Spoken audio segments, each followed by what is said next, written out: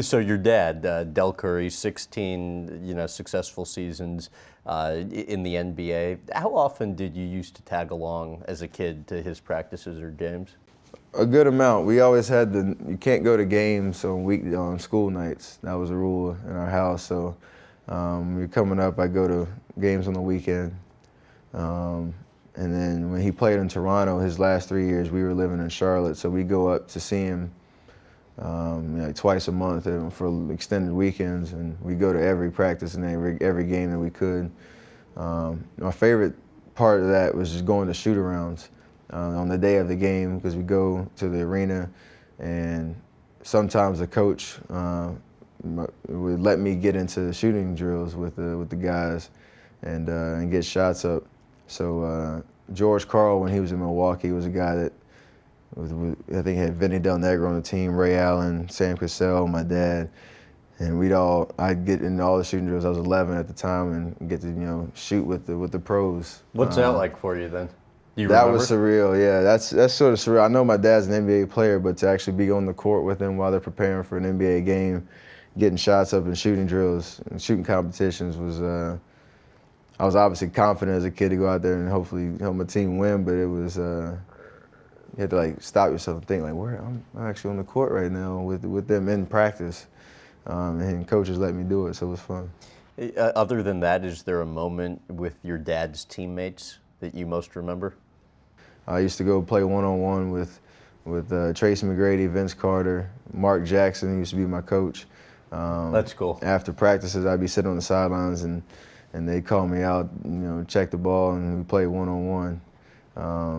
And my dad still has a newspaper clipping of me guarding Tracy McGrady in the post. I'm having an arm bar on him, basically coming up to this thigh. I'm real short, and playing one-on-one that they took a picture of and put in the Toronto newspaper. So that was pretty cool. Tell about the picture of you sitting on your dad's lap during the All-Star game.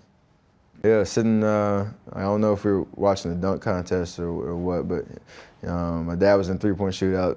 And so we're sitting, he's in his Hornet warm-up, and I'm sitting on his lap, and to our left is Mitch Richmond, and behind me is Coach Don Nelson.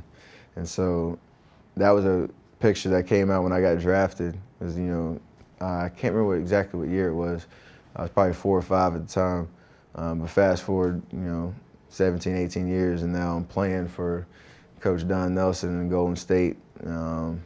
As his draft pick. So those are moments that are pretty special. Growing up with the dad that played in the NBA, and you see Mitch Richmond at certain events around the league, and he comes to the Golden State every once in a while.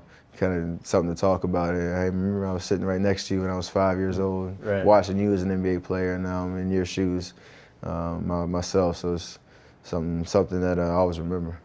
What do you think you most learned from your dad? I guess just how to balance, an NBA life with the family. He involved us a lot in things that he did, and I'd go to appearances and just how he engaged with fans, and always seemed to have time to, sign autographs or take pictures or talk when we were, going around Charlotte. Just, that goes a long way with now that I'm in his shoes as an NBA player myself. It's just how to be gracious and be thankful for where he is and how he balanced how much time he spent on the road and the 16-year career to still, raise 3 kids with my mom and just do it the right way.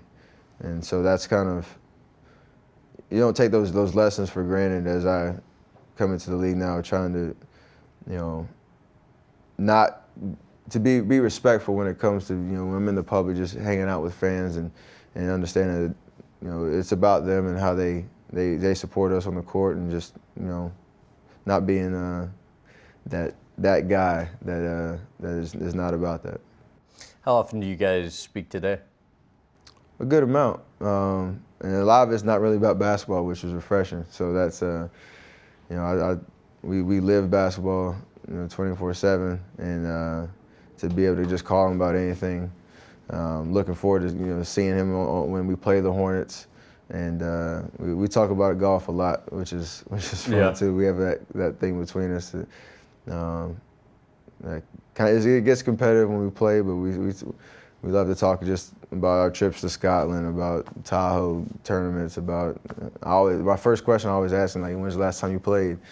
And there's a golf course that we joined in Charlotte called Longview, and he's always, I played 3-4 times this week. Longview's in great shape, man. I'm like, oh, that sounds great. I wish I could play. It's kind of, we talk a lot though. You guys still play horse?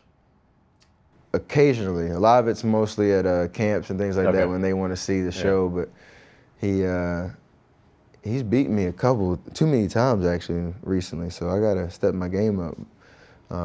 He always says you're only as good as your last game, and he won the last horse game, so he has the crown right now. For more clips from this interview, visit GrahamBensinger.com.